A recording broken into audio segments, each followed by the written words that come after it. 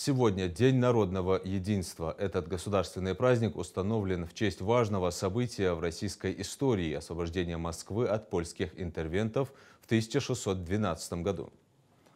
Это праздник, который символизирует сплоченность и единство россиян, их готовность отдать все ради свободы, независимости, безопасности и процветания своего Отечества, отметил глава региона Махмуд Али Калиматов в своем обращении. Цитата. Сегодня для каждого нашего соотечественника, как двери родного дома, открыты все уголки и края родной страны.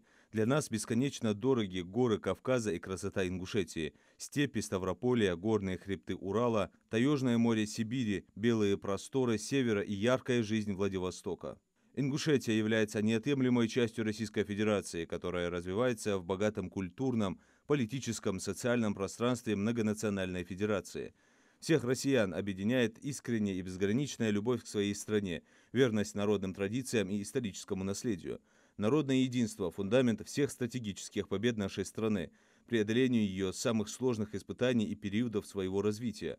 В настоящий период военнослужащие из Ингушетии продолжают доблестно служить нашей Родине в ходе специальной военной операции. И весь мир воочию видит, что единство россиян непоколебимо, нерушимо. Нет сомнений, мы все вместе победим в этом противостоянии с недругами нашей страны. В светлый день народного единства каждый из нас еще раз осознает мощь, силу, красоту, великое многообразие, духовное богатство нашей прекрасной Родины. Все это требует сбережения и сохранения, высокой оценки и передачи нашему подрастающему поколению.